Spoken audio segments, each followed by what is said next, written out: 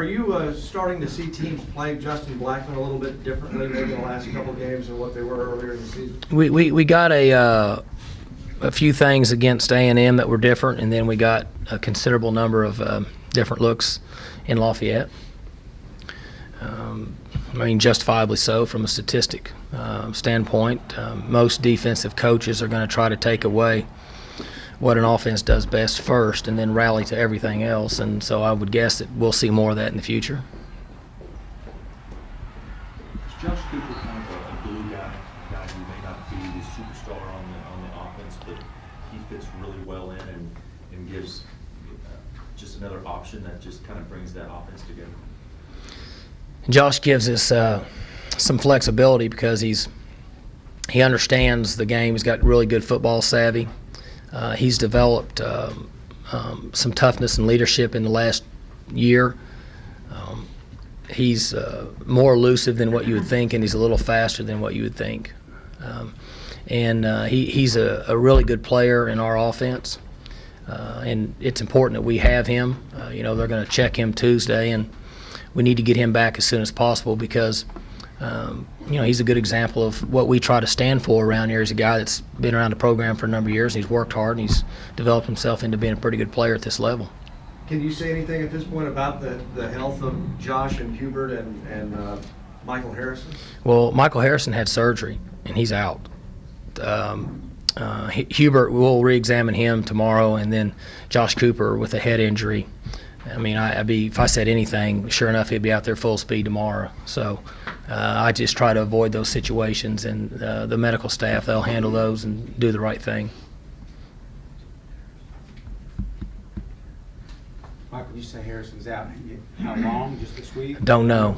And again, I'm not trying to avoid the question, but after what we've been through with Tolu and after what we've been through with Caleb, other than Victor knowing for sure now since his MRI's back, it's really hard for me to say. He had surgery to repair a finger, and those can go anywhere from 5 days to 5 weeks based on the recovery, and it's all that stuff's over my head, but it's hard for me to say how long it'll last. Mike, Brandon Whedon, Blackman, Hunter, they get a lot of the credit, a lot of publicity, but Danny Bailey's kind of right with them in terms of scoring. When he's perfect down the year and he's able to go long like he is, does that add a different level to this offense? Certainly gives you more flexibility.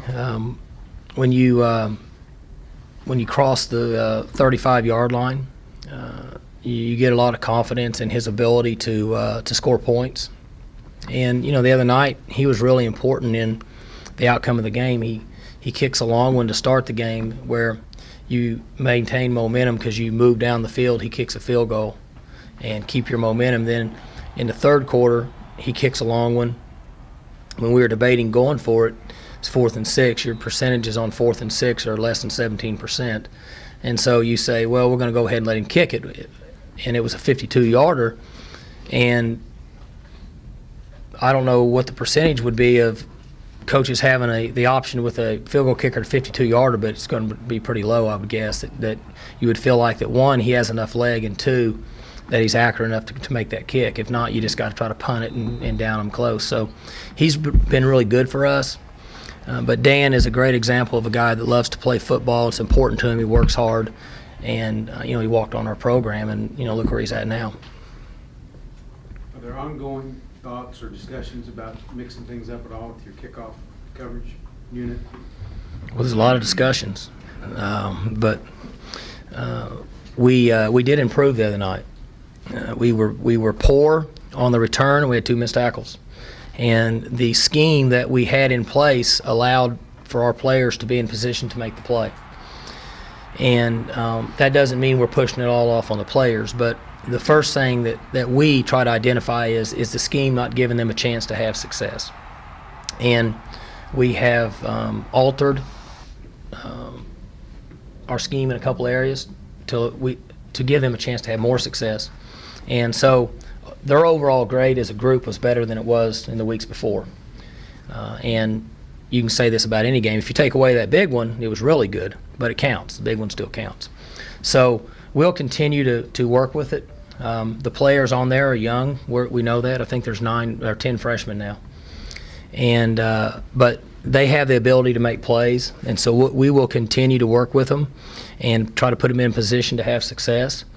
And that's one of those areas that I had mentioned earlier. I wish I could say that we're going to get all that cleaned up.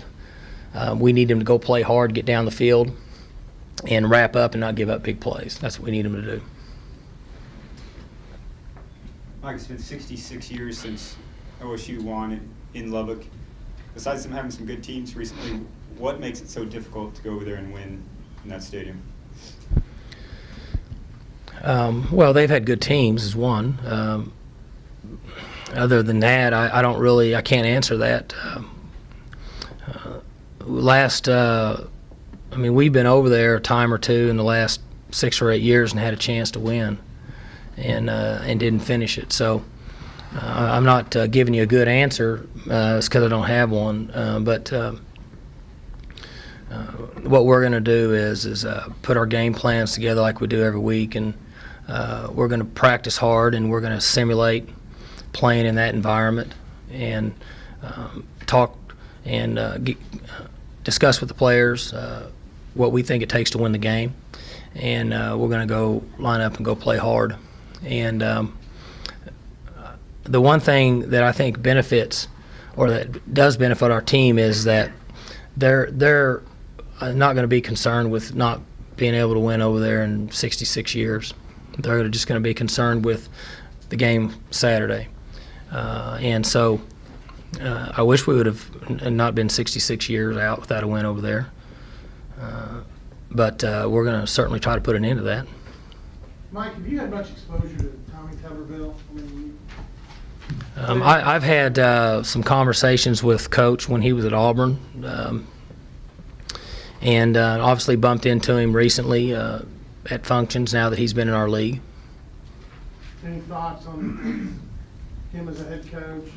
Well, he's obviously had a lot of success. He won a lot of football games at Auburn and did very well, and seems to be very well respected across the country. And I know some coaches that have been assistant coaches and worked for him and speak very highly of him.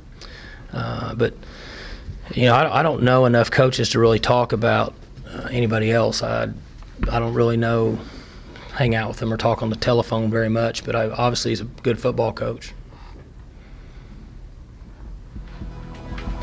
Good. All right.